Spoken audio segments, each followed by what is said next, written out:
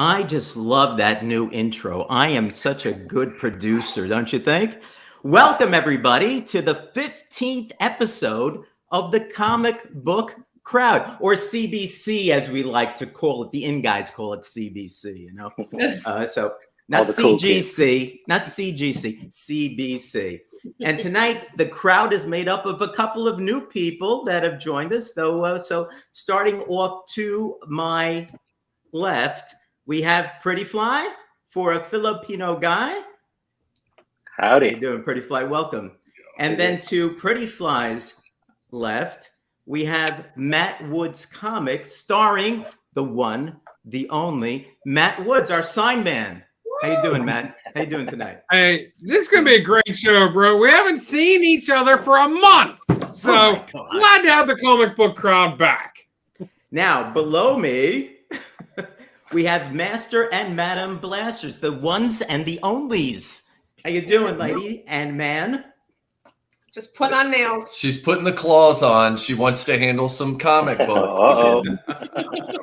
And I think Chuck, the first time on the CBC, the Comic Book Crowd, we have Chuck Henze.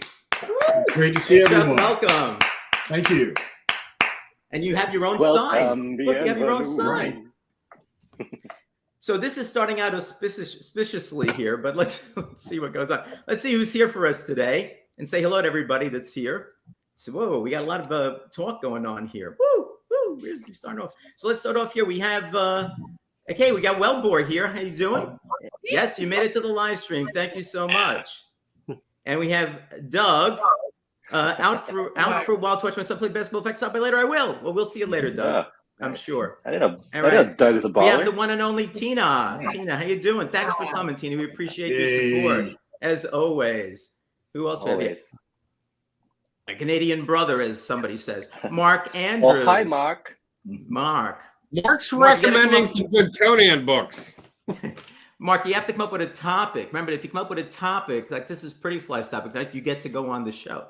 You know, so that's, I think people would love to do that, you know? So let's see, who else do we have here? Tina, we got Mark, we got Matt Woods is here. Hey, Matt. Whoa. Oh, wait, you're here already. Wait. That guy's the worst. What? Trev, how you doing, my buddy? Trev, what a great guy Trev is. Great supporter of the channel. Absolutely. Yeah. Randy Resnake. Oh, man, what a man, what a man. How you doing, Randy? Good to see you here. All right, let's see. Anybody else that we've missed, have missed here? Let's see. Let's see. Matt, no, we got him. We got Randy. Oh, we have Paul, Psychedelic Comics. How you doing, Paul? Good to see you. Hey, Paul. Let's see. We got Jerry here. We have Jerry. Where's Jerry? I'm looking. We have Phil. Phil-tastic. How you doing, Phil? What an awesome chat tonight. You know what? Probably cold in New Jersey, but you know, that's the way it goes. Hey, everyone watching this chat, this is the greatest live stream you are currently watching. Sith Lordly of Spine Ticks. You know, My buddy I couldn't stay Lordly. up last Saturday to watch at least but the week before I stayed up for an hour to watch your show on Saturday night. You know, hopefully tomorrow night I'll be a little bit more awake and I could watch some of it. But thanks for stopping by. All right, who else do we have? Jerry, oh my man, Jerry the Jitterbug. I love this guy. The Jitterbug. He's got such a great channel. Who else do we have here? I don't want to miss anybody. Let's see. We got that. Seth, how you doing, my friend? Good to see you here tonight. And Seth loves Archie. CJ, thanks for stopping by. All right, who else? Let's see. I don't want to miss anybody. Mark, we got Seth already. Wow, this is great. Brian LCS. Brian, did you get to 1,000 yet? 1,000 subs? I think you're almost The Godfather, Brian LCS. Yes. And Brian, we still love you, even though we came out second in the voting for the awards. You know. I'm sorry. I still have nightmares of things about that. Okay, I think we're all set. So today's topic has to do with rites of passage for comic book collectors and readers, I guess, with respect to that. So the first thing I do, because, being a lawyer by training, I start to say, what does that mean? So the first place you go, and when I tried to teach my kids, when they said, what does this mean, Daddy? I said, look it up. So when I looked it up, this is what I came up. This is what I came up with. Right. So this is from the Merriam-Webster Dictionary. At their most basic, all rites of passage are characterized by three distinct phases. Now think about this in terms of comic book collecting. Separation, leaving the familiar. Transition, a time of testing, learning, and growth. And return, incorporation and reintegration. So that's kind of the really broad scope of it. But as a practical matter, it could be a lot of different things. So think about your own comic collecting and comic reading experience. Now, Pretty Fly, this was your topic. So why don't you start us off on what you think about this? And we will we will not be bashful in terms of interrupting you and telling you where you're wrong. But go ahead. Yeah, please. Come at me. Come on, bro. When I thought of this, when I pitched this topic, I thought of it after watching my daughter, my 4-year-old daughter, participate in her first ballet class. Because she's been watching Coco Melon. Yeah. And then one of her favorite characters, always wears a tutu. So she started wearing tutu and she started doing, imitating her doing the ballet dances. So you know what, we should sign her up to a kid's ballet class, and man, she's loving it. And then to me, I kind of thought, oh, that's a rite of passage because now she's involved. It's just beyond just watching and liking a character on TV. Now she's not just a spectator; she's a participant. So I think she kind of leveled up in her involvement. I think with something that could be into a hobby, or could be, she could be a premier ballerina when she grows up. And the video you sent, she's really cute and she looks like she's got some talent. And then, but what that video doesn't show is how much I was crying because I was using the camera to hide my tears, just growing up. So yeah. So then I DM'd you, was like, hey, that'd be rites of passage would be a cool topic for the show, because us comic book enthusiasts also go through certain involvement leveling up. A lot of us, like my wife, she likes the characters, Captain America, Batman, but she's only into the movie. She hasn't leveled up into actually digging into the, cracking open a book. And God bless her when she asked me, how come Superman's not helping to fight Thanos in Endgame? Because so she hasn't leveled up yet. But for us, the more we spend with the hobby, the more it gets involved. Even bagging and boarding, depressing. So I think it's a cool topic to highlight some of that stuff, to kind of even sometimes we take for granted because we do it day in, day out. So I think it's something cool to talk about. So Mark has a couple of suggestions right here that he talked about. Disposable income, because you live with your parents. No income because you got a job and a family, and stuff and have bills, and then retirement, lots of time and income. Well, for some people, not a lot of income, maybe. I don't know. Yeah. With respect to that.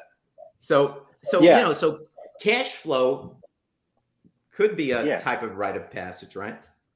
Yeah, because if you think about it, it kind of dictates our collecting hobbies. Right now times are tough, so people, are cutting back, and even some of the keys are cooling down.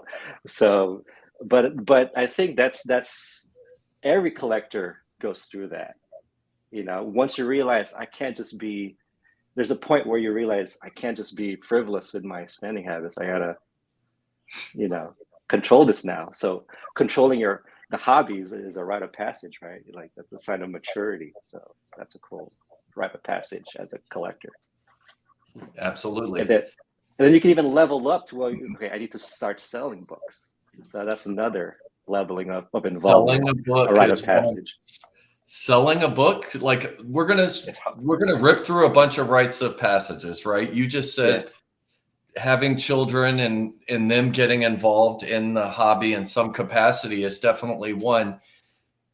all the things we're going to throw out aren't going to apply to everybody. There are plenty of people who don't have any children. Sure. It's individual. Or there are plenty of people who aren't going to ever sell a comic book, right? But it definitely is one. Yeah. If you are going to have the hobby fund itself, selling that first book is definitely one that was on my list. Yes. So. Yes. Because Jerry is somebody who focuses a lot on golden age comic books. Of course, he can get them in any condition and then fix them up and they look great, but that's his focus. And I think that's right. One thing is to, if you have one of these things, is to focus in a particular area because it's such a broad, possibilities. That's another writer that's in my list too, because at some point every collector narrows down their collection, it's not just, oh, I heard this from a top 10 list. No, it's like, sometimes we kind of get past that, Madam, as if I can use it as an example, she's kind of locked into prison, as have I. So that's like, she's starting this hobby, but then she finally got to a certain point where, okay, I'm following certain artists. It's not just I'm buying everything. That's cool. It's like, oh, Lady Death, she's cosplaying. That's another level of involvement. Certainly, I'm not going to do. But it's interesting hearing Joe talk about the different eras and whatnot. One of the guys who's a friend of mine on Facebook was unboxing some stuff a couple of days ago, and he pulled out a bunch of romance comics. He said, "My LCS owner says, you got a lot of books when you start buying romance books. It means you bought everything else." And and kind of what he was drawn to is that you do see a pattern of people kind of, going from superheroes as they learn more about, the comics history and everything, going to some of these other publishers.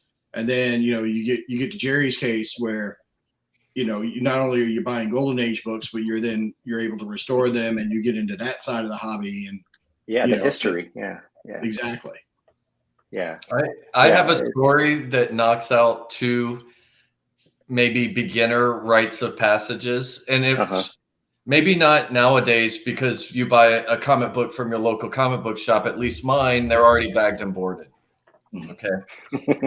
But when I was a kid, I went in the comic book shop, and I had been in there multiple times, and the place was popping. So I wasn't being noticed. But at some point, I needed supplies, and I purchased bags and boards for the first time, which is on my list, buying supplies as a rite of passage. And the LCS owner noticed that, and he asked me, did I want to have a pull list? Because that was his trigger. Yes. That's perfect. Rite of passage pull list? number 2. Really, it's okay. Pull list. And then with bags and board, there's another rite of passage when you learn, it has to face a certain way. And then one of my pet peeves is some stores, they still haven't learned that yet. It's like, oh, come on, guys. I mean, maybe they're tired and they're just like, they're just putting the boards in the bag. But yeah, I think that's funny. One of my rites of passages when I was a teenager and getting books, when I bought my first wall book, and and it was really expensive. It was $15. Wow. In 1985, which was a lot of money for a comic in 1985. When I thought about rites of passage, for me, I looked at like the very basic, like when did I stop reading comic books and so forth? When did I stop collecting them as a youth? And basically it started when I got to college. Discovered girls. I still bought some throughout college, but very little. I stopped buying ASM, Fantastic Four, Avengers, all those things. I bought a few of them. Like Gary B indicated, he focuses on a run, and they focused on a few different runs that I like. Like The Shadow came out. I bought all 12 of those. I did different things like that. But that, it's just a change in like your life and a lifestyle makes a big difference with respect to whether you continue or don't. And so then starting it back up, I was working and I just happened upon a comic book shop. Went in there and saw like All-Star Superman, and that kind of intrigued me. And I just started buying a few of them on a lark. I started reading that one, and it just developed into me getting back into the hobby. So, I mean, so that was kind of an accidental kind of rite of passage. It was, for me, it was, hey, they have comic book shops now, not stationery stores, we used to call them in the old days, where you went in and you bought newspapers and other things and they had comic books there. And that goes with the separation from Merriam's, definition of rites of passage. Yeah, when did you start getting into the Shadow? I always liked the Shadow. I used to read when I was younger. I used to get some like Ellery Queen Mystery Magazine and a few others. And I tried to, when I found out about the Shadow, I just got very much interested in him. I have a few of the comic books as well. But I got interested in the Shadow because to me, it was the Shadow, the Green Hornet? Mm-hmm. And Doc Savage, I loved. I got to do a video on that. I used to buy all of the paperbacks that were the reprints of the 1930s stories that came out. So that to me was kind of the extension, and I did that even when I was in college and everything like that. So that almost became kind of a replacement, but in some ways it was a similar situation because I was reading these stories from the 1930s, I guess, and 40s in some respect that were repackaged now in 50-cent paperbacks, basically is what they were. So I think that hits what Chuck was saying exactly. We all start with the superheroes, but then we start to, go into our own little niches like romance or those old detective/noir, pulp fiction characters that are in comic books. So, right, Chuck, I think you just hit a good one right on the head with that one. Yeah. I just had a thought. And to go back to Masters about buying supplies as a rite of passage. Part of a rite of passage is when you come home with supplies and your wife just rolls her eyes. It's like, your collection is now extensive, like to the point that she thought it was once a cute hobby. Now it's like, now it's like, taking over the closet. So much so that I actually, when I saw, just to show you how universal this is, this rite of passage, that I got a picture of Madam. That's a great photo. So when I saw that thumbnail, I'm like, "Yep, I've been there. I know that. I know that look." I have got to say that bubble wrap used to be a fun thing in our house. Like the kids used to get to stomp on it and pop in. Oh, so much fun! Now it's like, no, that's so expensive. What are you doing, kids? Stop it. Reuse is a rite of passage. Yeah. So that's a great one. So now I've been donating clothes so that I can have more space in the closet. But yeah, so there's a point she's like, "Oh, now more comic books." I do remember. I'm laughing about the bubble wrap stuff. I remember my anxiety of buying my first comic book online, and this was before eBay, which gives you an idea how old I am. But and you mailed a physical check off to the person. And you hope that the book they listed on the message board was correct, and then that be shipped in a card, in a some sort of cereal box or something with maybe some popcorn and Wow. and your significant other looking at you like you had lost your mind. Yeah. Well, the fun thing about it is a lot of people ask me questions because I go way back, right? And one of the questions always was, well, did you go to the first New York Comic Cons that they had, way back before it became actually the New York Comic Con? And I said, no, because they started like in 71, 72. And I was basically phased out by that time. My brother-in-law, who was younger, had my father-in-law bring him to those things.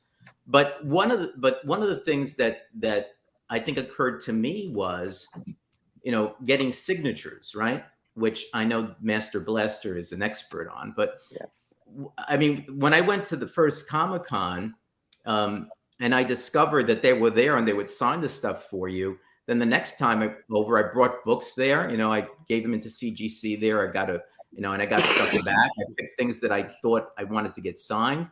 And I've done some of the signature events as well.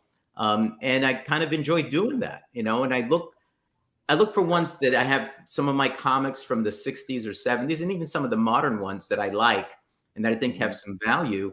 I'll send them in, not because I necessarily want to sell them, but only because I think it'd be kind of cool. I think it's really cool to get the artist, the writer's signature on them. Yeah. When I sent in the Wonder Woman Volume 2 number 1, I sent in 2 copies. I got George Perez's signature on both of them, a few years before he passed away. And to me, I look at those and I just love having those there. And so that to me was almost like a rite of passage as well, was, hey, I can get signatures from these creators and actually meet them and speak to them for a few minutes. That's one. And Neil Adams was the biggest one on that, because every year I would go back, I'd put $200 in my pocket, and I knew that $100 I would spend at Neil Adams' table, because he would sign stuff and I talked to him for 3 or 4 minutes. Right. And he was great. He talked to you and all, and he'd sign the stuff. You'd ask him about the stuff. And to me, that was such a great experience. I was kind of a Neil Adams fan before that, but that solidified. And for me, he's just great, So. Yeah. I stood in line for John's signing, and even before you get to him, you meet so many people who are like you, because before the internet, it's hard to find people who are into comics, but then you stand in line for maybe, especially, it depends who's signing, right? The lines are long. You get to meet people. I've exchanged, phone numbers, and I should probably keep it, reconnect with those people who I've exchanged contact information with. Mark, some people still do that. Some people still sign it for free. I got some last time signed for free by some people. Yeah. I got James Tynan IV to sign a couple books for me. I went to pay him. He's like, it's free of charge. So there's still a few creators that will do that. Christopher Priest only asked that you put a donation to the Legal Defense Fund, and he's happy to sign stuff. Yeah, small shows, I have some books that Christopher Priest could sign. The guy is an amazing writer.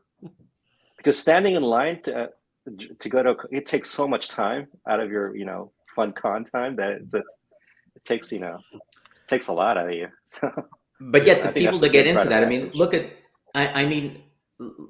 Master Blaster with his ASM 1 to 100 and stuff like that. I mean, I'm not sure what occurred. He kind of explained this, I think, on Gary Vee's channel a little bit, but something occurred that made him do that. And from a standpoint of collecting, I mean, that was some kind of rite of passage that happened. I don't know, Master Blaster, if you want to repeat that story, but I thought it was pretty good. I haven't heard. I can do the Cliff Note version of collecting a bunch of raws, and then jumping over to original comic book art really narrowed my focus, and I went all in on original art. And then you end up with 150 original art pages, and you realize that's super expensive, and you can't own it all, right? You can't own all the comics. You certainly can't own all the original art. So I came back over to comic books, and I wanted a very narrow goal, but an obnoxious goal that would keep me entertained for a decade, right? So I nailed it. Look at Madam's look. I nailed it. There's that look again. The wife look. But no, so that we just rattled through some rites of passage. Definitely Joe's leaving and coming back for our generation. I think almost everybody on the panel might have done that once or twice. Yeah. And it's good. It puts things in perspective, right? When you come back, I think you appreciate, you don't care, like Joe's saying, the things we start doing might not be about improving the book or its monetary value. We see it differently as an experience or a part of the hobby, which it has its own intrinsic value. We're not trying to recoup later out of it, right? The entertainment value, the friend value, the fun value. But what about the rite of passage of sneaking books into the house so your significant other doesn't notice? Yep. You know what I do? Joe's done it. I can tell. If I get a package and I pick it up, I throw it in the back of my car until my wife leaves. Then I bring it inside. Like a ninja. Hey This guys, is I got a a life life hack hack. for you. I have a complete life hack for you. All right. Don't hide your comic books from your wife, because you know what's going to eventually happen? She's going to find them, okay? Never, ever lie to your spouse. But you can do this.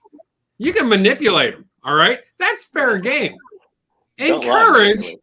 your wife's hobbies so that they can never come back and say anything about you. My wife she collects purses. She has all kinds of purses. She has like Gucci and Coach and there's other like Louis Vuitton and stuff, I think. I don't know. But anyhow, encourage a wife's own personal hobby. And then anytime they go to say anything to you, you have something to point at. Okay. So like, no, I don't want to hear it. And Matt, make sure her hobby is more expensive than yours. That's not a bad one. That a wise man once told me, Lenny, when you get married, be the ugly one. Okay. I scored on that one too. Okay. Yeah, same here. Yeah, my wife's shoe and purse closet that she has. Yeah, I can go in there, and anytime she gets mad at me, I just start pointing at things for her. Yeah, So that's a life hack, guys. Never I'm just lie laughing to at- them. I tried to get my wife to buy in when we were dating, and basically she turned into my now mother-in-law. She said, "Well, he's a great guy. There's all these good things about him, except he collects comics." And her response was, "That's the worst thing you have to say about him. You may as well just go in and stick with him and just try to ignore all the boxes." And that was, of course, back when it was only 5 long boxes, as opposed to now where it's it's grown a bit. It's just a smidge. It's just a little. Yeah, that's funny. That's awesome. That's so funny. It's like, well, I got a question for you guys though. Do you guys have any rites of passage that you're looking forward to crossing, or at least like oh, I want to do that someday? Yeah. I'm really looking forward to sending something to CGC Yeah. Ooh. Ooh. See, I haven't done that myself. of my own. Yeah, that's mine too. Actually, that's mine too. I just. So what are you gonna send, wanna make Stephanie? sure. Pardon? What are you gonna send? I don't know yet. Is it going to be a book because of monetary value, or is it going to be a cover art Like send, maybe- or Preservation, just preservation. Maybe if Region comes out with this cover that we got the away of, like maybe that would be a good candidate to get signed and slab and stuff. Because then we'd have that would look nice next to the OA on the Yeah. wall there in the house. Yeah, That's nice. The fact that Adam's bringing this up is, I just want to say this. I don't like to wait in lines. So going to a convention and waiting in line to get a signature or whatever, but to do that because Stephanie is really into her, I would get in that line with Stephanie, and I would be excited to do that. What a good husband. I had to recover. Matt was throwing me under the bus, and she's taking notes. I mean, well, Joe, I didn't throw you under the bus. You did wise, Master Blaster. You got your wife in the hobby. She's sitting right next to you. She's super famous on YouTube. No, you did wise, bud. Not just that, Matt. Not just that, but he got to get her in front of the camera. So that's just she's all in. Well, but that was for survival because he was getting about 2 people watching his videos until she showed up. Oh, that's harsh. Joe, you're mean. Sorry. There's the New York side. Hey, Pretty, can you move Joe to the bottom? Can you? Oh, no. He doesn't have the power. No, he doesn't have the power. Wrong show. Wrong show. Thanks, Gary. No way. There you go. See. Uh-oh. You've been demoted. This is like Master's version of speed dial, where like the first person on your speed dial is like the most important, and it goes like further down there. Thanks. I don't know about I'm number that, 5 Mark. now. What?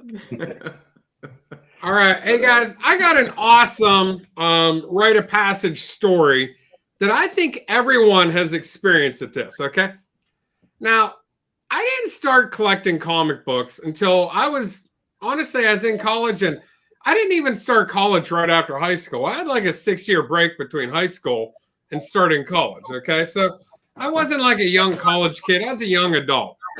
But I started realizing comic books cost money. Okay. They weren't like, they're just not free. But then I started looking at other people making money selling comic books to me. And I'm like, whoa, wait a second. This is a nice little way to make money. And guys, I was coaching basketball. I was in the Air Force Guard. But I was a poor college kid, okay? And I had a job before I started college.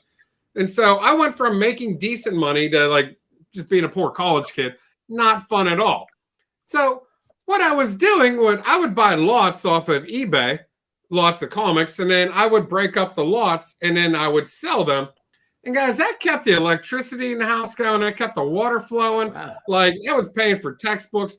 It was working out pretty well.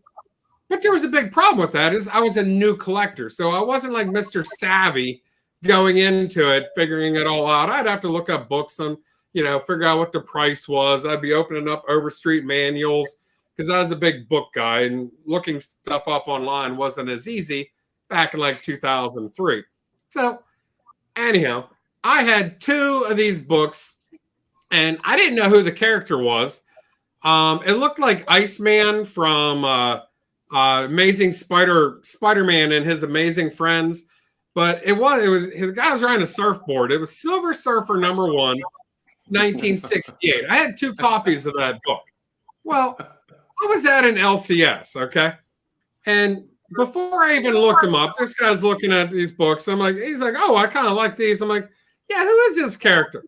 The dumbest thing you ever want to do if you're in the middle of selling a book, you're like, hey, who's this? Okay, because you're going to mess up. Well, I didn't know. I was this young, naive guy thinking everyone's honest. So he's like, yeah, I think this one I'll give you $15 for, and I'll give you $20 for this one. Yeah, that's a nice book. They were both mid to high grade books, completely got ripped off. Now, here is where I'm going to start talking about Joe and his 3 levels of rites of passage, okay? I was kind of ticked off whenever I got back home, and I'm like, I'm never going to freaking do this ever again, okay? Separation, I actually wrote them down. I was like, I'm not going to do this anytime because I'm just going to end up getting ripped off. And I was stewed on that one for about a month, and I wasn't so much mad about the money. I was mad about being taken advantage of. I was mad about being a sucker because it's just a personal pride thing. Nobody ever wants to be taken advantage of. Well, that was this guy. So I stewed on that for a little bit. And then I went into the transition stage. I'm like, all right, fool me once, shame on you. Fool me twice, shame on me. So I started doing a lot more research, okay? Before I would sell a book or do anything, I was educating myself. And honestly, that was probably the best time or the most learning that I ever made in a comic book hobby was that moment where I was kind of ticked off about getting ripped off. And then I did my homework and I was learning. And I'm not saying I've never caught a brick, but I've never been flat out ripped off like that before. But then whenever I returned to the hobby, which is the 3rd stage, thank you very much, Joe. And Joe, I did love that graphic you brought up, by the way. But whenever I returned, I was a much wiser seller. I was a much wiser person in the comic book hobby. And that lesson actually taught me on a lot of things. Because, whenever I was probably 26, 27 at the time, you might not be wet behind the ears, but you're not necessarily fully developed and wise to the world. And so I learned a big lesson about never trust people, and especially people with smiles on their face. They're hiding something, okay? Never trust somebody with a smile on their face. So always smile back at them and carry a pitchfork, all right? Don't mess with people, okay? I don't get ripped off anymore. Not like I'm not saying I never caught a brick because the prices went down, but no one's ever ripped me off. And I think learning is a big rite of passage whenever it comes to the comic book hobby. Yeah, I agree. Well, and I will for say anything in life, Yeah. And Matt, it's been really interesting watching people, especially a lot of YouTube people, as they've gone into new parts of collecting comics and hearing them doing that learning in real time. and like all the people 2 years ago who all of a sudden were discovering pre-code horror and talking about pre-code horror, and then all the people who were learning about Schomburg, and I'll include myself on that because I didn't know much about him, and it's really interesting that for me that's always kept this hobby fresh, is that there's always something new to learn about that I did not know about, and and then you can see that part of my collection that grows at that period. Then my wife says, well, I can see where you've gone to something else because now you're interested in something else because you're not buying any more of that stuff anymore. Right. Yeah. Or even Chuck, like now I'm seeing videos of people who who went on all in on a book just to, like, oh man, I should have. So now they're learning not to go, maybe it was hype, FOMO or whatever. Now we're seeing, like, especially with the economy now cooling off the books. Now people are learning, oh man, I shouldn't have spent so much money on that variant or whatever, Yeah, I and think people are learning, and we're learning, we're learning. So, and I think a lot of people are learning lessons from the 90s, and all the people who didn't go all in on Valiant and did not buy 500 copies of Death Made Black and everything. Well, there are a lot of creators who haven't gone through the 90s, who are like kind of, maybe they started maybe 2000s, or who haven't really had a taste of that crash. And now they're learning. Education's not cheap. Education's not cheap. Yeah. No. That's good. I'm glad, Matt. So, we were all doing happy rites of passages, and then Matt was like, there are there are negative ones, and let me bring one up, and then I'll bring an upbeat one. Damaging like a big book in your PC, like you damaging it somehow, some way. If you've been around long enough, and it happens, right? I dropped an Ultimate Fallout 4 in the closet, in the bag. I was holding it not by the comic book, by the top of the bag, and it just dropped like Sir Isaac Newton'd all the way to the ground, and that was the end of that one. And I forever get to pay the price for this happening. How's that? I every single comic I hold, you're like, oh, be careful. Be careful. Listen, Joe's an attorney. In all fairness, Exhibit Stephanie, you put a comic book underneath the weight scale, and that's why he's so nervous now. Exhibit A, and then can we file Exhibit B away for? So don't piss Madam off, Master. I know. I will have some explaining to do at work. Madam, I think Gary hit on the one that you basically are involved with. With stuff, But real quick, the upbeat rite of passage is scoring. Matt did this. We don't need the story, Matt. Yeah.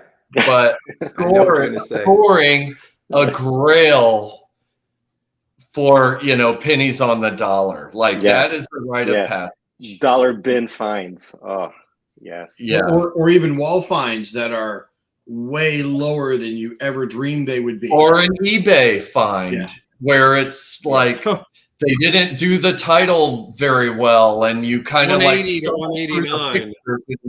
You're like, what the hell is that doing there? Bye. Yeah. You have the best eBay find story ever, Steve. Tell people. Not everyone in the chat has heard your Hulk 181 eBay story. Retell that story because it is an amazing eBay find. I noticed I wanted to actually buy a seller was selling like Hulk 150 through 159, 140 through 149, and they were in great shape. They weren't bagged and boarded, and I was like, buy, and I just messaged them and I said, I can do the math, we're heading somewhere. And I was like, you don't have Hulk 180 through 189, do you? And they were like, yeah, I do. And I was like, the other lots were going for $100, $80, whatever. This was 10 years ago or 8 years ago. And I was like, I'll give you $500 for that lot. Sight unseen. Didn't know if there were value stamps in there or not. And they were like, deal.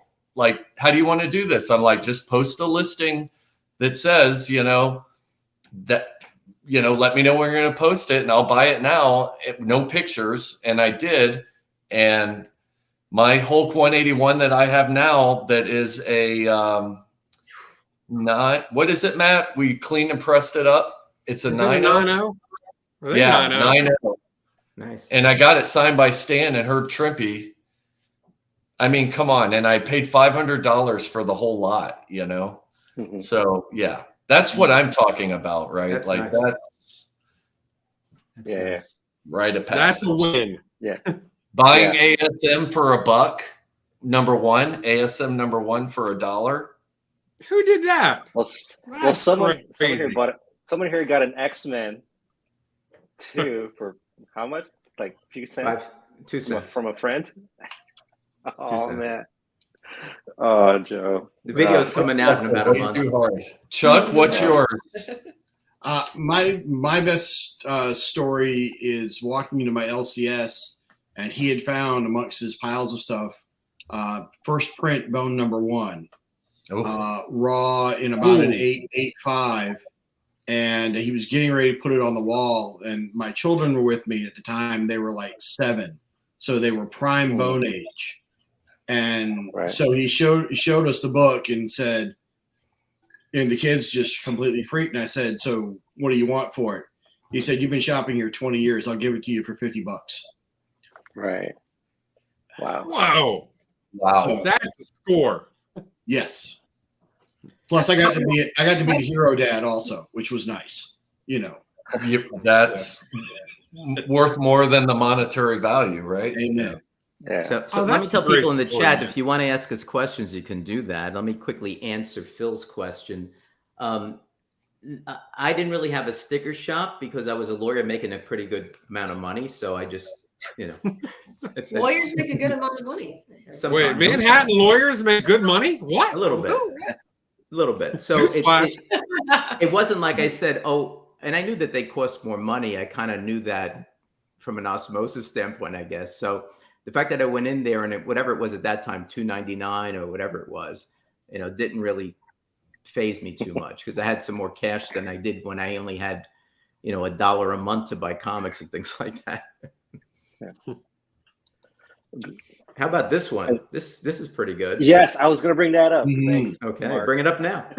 Yeah. Well, I had one relationship with an LCS owner, which actually went south because there was a big issue of Daredevil 25 when Elektra became Daredevil, and I've been pulling Daredevil since way before that run, and nobody was like pulling Daredevil because it wasn't a hot book, but I was pulling because I like it because one of my favorite Marvel characters is Daredevil because it's kind of like Batman, right? He's like a street level character, so that's why I dig that a lot. So I come in and I see a stack of Daredevil 25s on the counter, and I was like looking at it because thinking one of them would be mine because I've been pulling Daredevil for the longest time, and it's like those aren't for sale. Yeah, it's like eventually I didn't get one because obviously he was probably going to sell them online on eBay, and then they just lost me. They lost a customer. I hope that $30 sell was worth it to lose a faithful customer. So how did that affect your comic book hobby? Did it sour you on going to LCSs, or what happened with that? No, because now I found another one, and whenever I want a cover, like they always hook me up for cover price.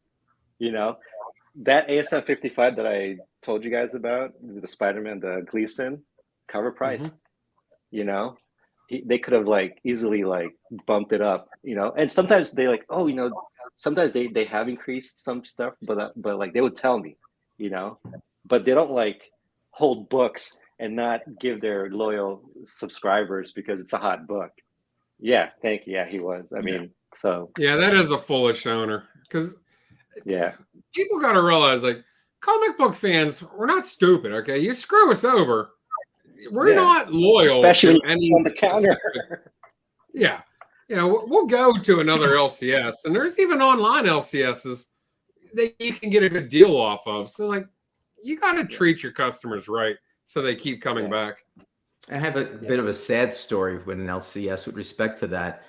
So when I got back into comics, when I retired, because I would go to Midtown Comics, basically, excuse me, the one by Times Square was the one I went to all the time. And I mean, it's great. You can get anything you want. If you miss something, they have a back order thing. You pay like about $1 more, and you can get pretty much anything you want. When I retired, I mean, I still go down to Manhattan and I'll stop by there, but I don't do that anymore. And I would get stuff through the mail, but I really wanted to find a local LCS, and there's really nothing in where I live in Westchester that's nearby. So there was one where he sold toys as well, and it was a small shop in like a strip mall, whatever, very small. And I went in there and I developed a relationship with this guy, but he was a solo guy, and I had a pull list, but he was always behind in it. And then at one point in time, he just was so far behind that he kept saying that he was going to get the comics for me, but he didn't. I felt bad because I know that he probably just got overwhelmed. And I was actually thinking of coming around maybe once or twice a week to help him out, but I couldn't really find the time to do that, and consistently, because I moved from house to house, as some of you guys know. So anyway, what happened was I said, well, I'm not going to go to him anymore. And I just started buying and there's nothing else like, within like 20, 30 miles. And so I just started buying more from Midtown Comics. And so about a few years ago, and I made a short video about it when COVID hit. I was back there and I said, you know what? I should go back to him, talk to him, and see whether we can, kind of get back on a good level. When I went back there, he had closed down. Yeah. The COVID thing just killed his business. About that, Joe. Yeah, I did a video on that. It was kind of sad because I get in the car, I said, I'm going to go to this guy. And I get there and I said, what? I remember that video, that drive. Yeah, it was sad. It was sad because then I felt bad because I was saying, I hope I didn't contribute to him losing his business. So you shut it down, Joe. That to me was kind of bad in some ways in terms of rite of passage. I agree. If you can make a good relationship with an LCS, that goes a long way. And I've just never really had that because even, Midtown Comics is such a big place. You deal with different people all the time. It's not the same thing. It's not the same thing. And to add salt on the wound with that from that store, the last books I picked up was Daredevil 25, second printing, with a note inside saying, "Oh, sorry, we ran out of the first printing, but here's the second printing." I was like, "All right, nice knowing you guys." That's almost an insult. Yeah. No, that is an insult. But yeah, like relationships, in real life, our first breakups, our rites of passages, falling in love or having a crush, same thing with the hobby. Well, and I think another one is going to your first con, whether it's a traditional Comic Con where it's just, people, long boxes and tables, or if it's going to one of these big celebrity cons where, you can see everybody. I mean, that's pretty big. And I know with me bringing my kids to the regular cons was a lot of fun because, you could actually have them go through the the 50-cent boxes or the $1 boxes. Yeah. Buy them a couple of things as well as you getting all of your stuff. So that's the rite of passage I'm looking forward to, is just taking the kids to the con. Like they might not go heavy on the books, but cons have other things just to like maybe even dress up or like that'll be fun. Can't wait for that.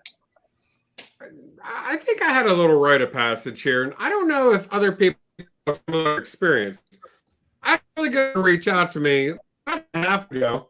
Hey Matt, there's this comic book show there that you heard.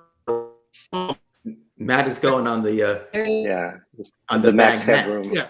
Okay, Matt, you're back. So start again. My question is, to me, that was a rite of passage. I went to a small comic book show where there was about half a dozen tables and people had long boxes selling comics.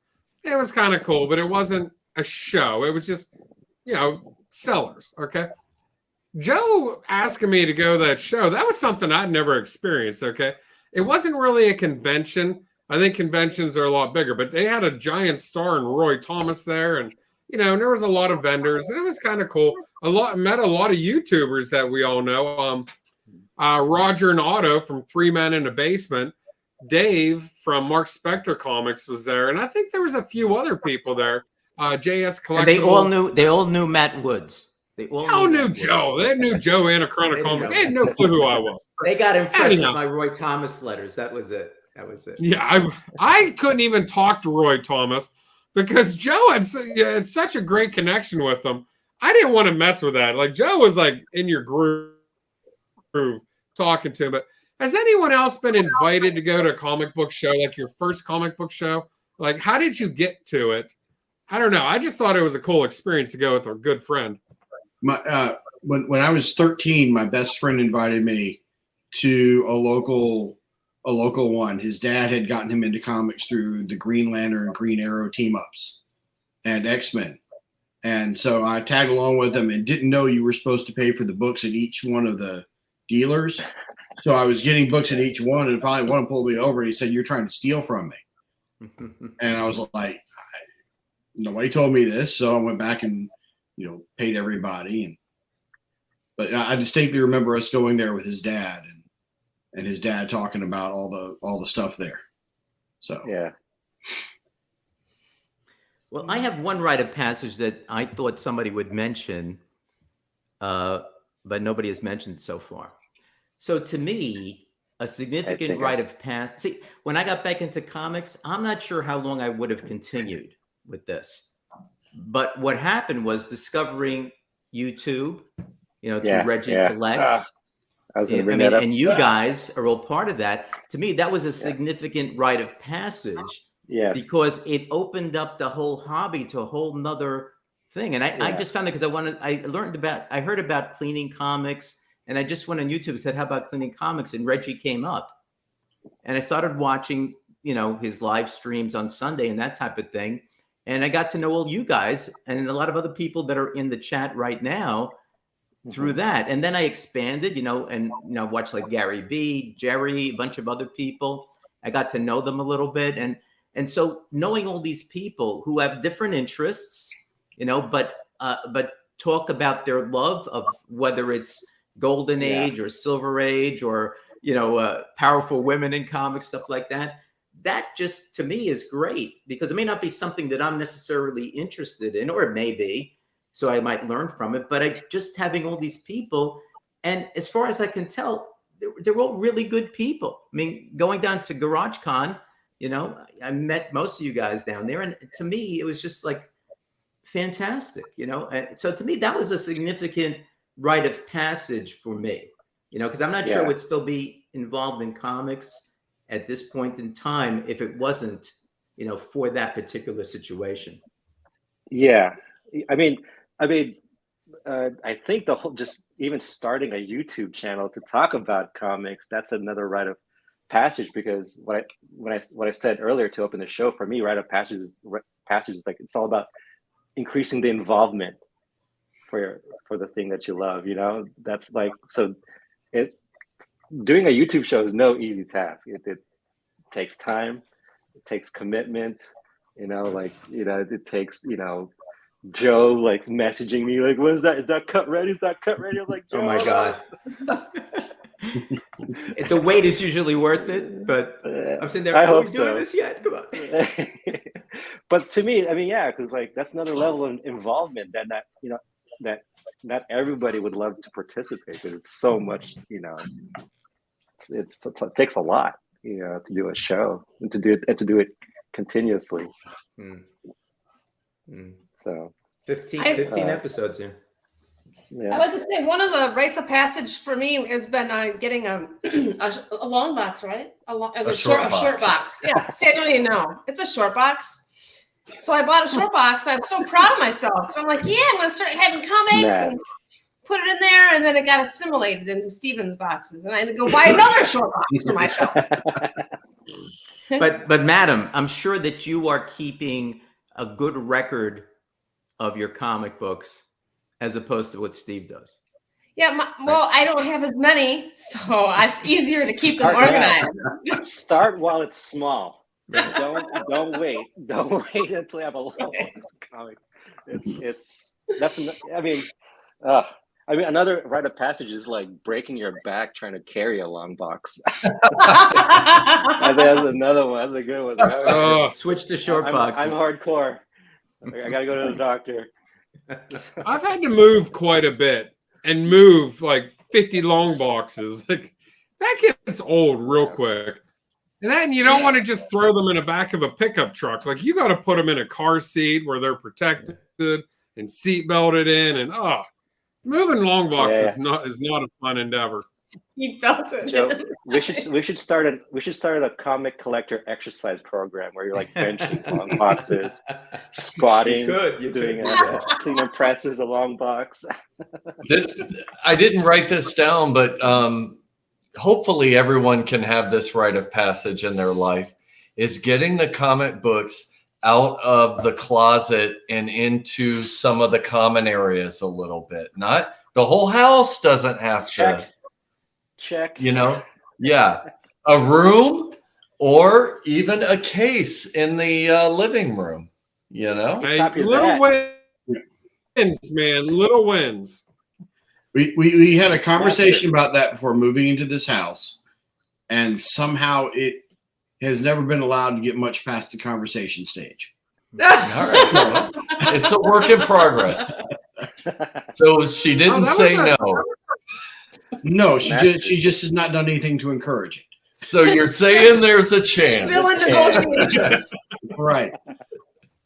That was a requirement whenever my wife and I went house shopping 15 years ago. I was like, hey, we are going to have a comic book room.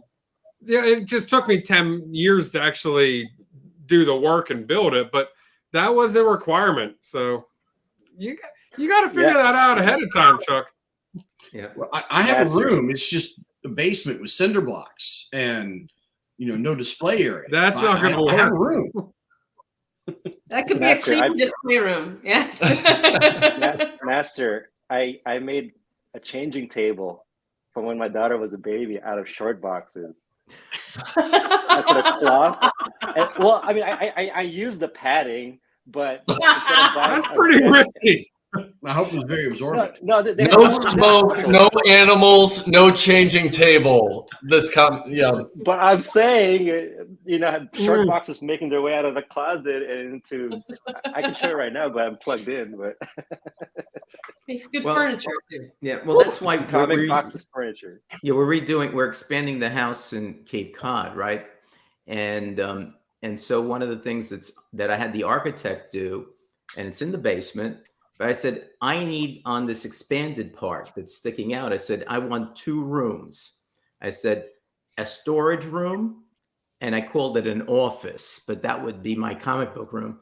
And I told the builder, and I need to have like, the RF45s coming down there, so I could plug in my computer, and do the stuff like that. So it's right there. And if we ever can get this thing done, that's going to be kind of great because the back room is going to have all the comics in it, and it's going to be climate controlled. I got the whole thing settled. I even have a generator that's going to go in, a gas generator. So if something goes wrong, it'll go on and keep that climate control going the right way.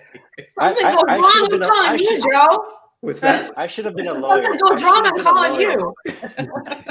Joe's a prepper. He's ready for the zombie apocalypse. Apparently. I love how Joe's like, I told him it's an office. So one of my I wouldn't write a passage or whatever, but like when I actually brought like comic book stuff or people at work, like I came out of the long box at work and was like, I collect comic books, and like would talk to some people about it. It's pretty popular now, but like, maybe 10 years ago, that wasn't the case, especially in the military. We got to be, too cool for school, that kind of mentality, right? So, yeah, especially in your field, CE. Some of those guys, They're not into comic books. Yeah. Yeah. So Joe, yes, Joe, go ahead. real quick. Can I Yeah. pitch something to you since you're building your sure. room still? Yeah. You should do like a sliding door, have a library of books on it, and then have a bust of William Shakespeare. Trigger that door. So Open it whenever up, you need to go into press the the room, button. please do it. Do it. I can make that bust for you, Joe. But will the Hey, head you know open what I'm up talking so that about? the head has to open Batman up so there's a little 66, button I got if you to don't know what I'm push? talking If you're gonna can make do a that. head for Joe, just make it Joe's head, and then Right? That's right. Yeah. Hey, Okay, Lenny, that you one's hit fine. on something. The way my house is built, the room outside my comic book room, it was like a bedroom, kind of. But anyhow, I have like exercise equipment. I have a treadmill and stuff. I'm actually thinking about building a bookshelf, where the door is, and making it like a hidden room where no one would Yeah. even know that it's there. So Yeah. don't laugh, Lenny. Like I'm actually putting real thought We into did doing that. it. We did You that in did our that? last house. we had it. It Nice. wasn't the comic book room. There was a room under the stairs, room. like L-shaped, a secret room, and the kids could. Stephanie went in and painted murals in there and had all these soft pillows, and it was a bookcase, right? But then I didn't realize this. I have to tell the rest of the story. We had a party, and other kids were coming over, and the parents were coming over, and I gathered all the kids up, and the parents were not paying attention so much, but a few were, and I'm like, okay, kids, come along with me to the hidden room. And like a couple parents were like, no. That doesn't No, sound buddy. good. Like peels away this bookcase, Yeah. in this dark passage. But that's a rite of I will say passage. one thing about the comics room, though, as much as I laugh about my wife here. When we went to Reggie's Garage Con 2 years ago, and she stopped by to look in the garage, she didn't ask him the same question everybody else did because she's an archivist. She said, "What type of shelving are you using?" So that is on our list of things. If we ever get any extra money from our college kids. But you see, this is a rite of passage as well. Yeah, it I is. mean, Matt building that comic book room is a tremendous rite of passage. If I ever get mine done, to me, that's like a rite of passage. Well, yeah. My wife says, "I'll never see you again. You'll be down there all the time." I say, "That's probably true." Yeah, the hobby's shaping your house. It's like Look at the whole house. it is. It's an involved thing. It's a commitment. Because you know what? Speaking of separation, this room will eventually be my son's when they don't want to share rooms anymore. So I'm Well, gonna you have enjoy it it. decorated nicely for him. Yeah, Yeah. it's all red. He will love that room. You're gonna love it. Yeah, this is where he sleeps right there. That's his crib, and with a Oh, bunch of and he wakes up looking at those comics. There's what a lucky Mary guy. Those are Jane nice. and yeah, so he's gonna be into redheads when he grows up. So when we're recording with Pretty Fly, he has to stop at whatever his son's bedtime is. Yeah, Is it okay? yeah, I got to stop Yeah. recording now. My son's bedtime is here. yeah. Priorities. Good thing he's on the West Coast, so it'll be all right. Yeah. And my wife's been very supportive. So when we're recording, she knows, okay, I'm gonna keep the babies awake a little bit more, a little bit longer. So yes. Dave's basement. What a great fun topic. Pretty Start Fly. over. Thanks for throwing this one out our way. This was amazing. Right. So Like I said, yeah, it's life stuff. Life stuff's great. Yeah. So here, if we talk about this, so separation, you leave the hobby for a while, right? Transition, you decide to maybe focus in on a particular run or element, or like Conan the Barbarian or something like that. And return is when you come back, when you've been there and you come back. I mean, those are the obvious ones that I saw when I saw this this definition. Yeah. Hey, So and when you return, you either have a pitchfork or a knife with you, okay? Don't get screwed over anymore. Make the return worthwhile. Yeah, That's, Pretty Fly. that's coming unhinged, I Joe. got a hairbrush. If we Pretty don't Fly had a see Joe sword. I next mean, month, I was pretty BA. My If we don't saber is see in that- New York. I should have brought it with me over here. God. I have right, a so- couple over there. I think we actually solved some stuff tonight. I think as opposed to our other 14 episodes where nothing was resolved, I think we did actually come up with some good rites of passage, and we had some good ones that people came up with in the chat as well. So, I mean, I think this was a great episode. We'll be back again next month. I want to thank everybody that showed up in the chat. Obviously, I want to thank Pretty Fly and Chuck for joining the comic book crowd, and our usual people down here, Matt Woods and Master and Madam Blaster, always adding a lot to the discussion. So this was our January show. Thanks again for showing up, everybody. Thanks for giving us thumbs up, and we'll see you again next month. Take care, everybody. Bye-bye. See you, everyone. That was. Yeah.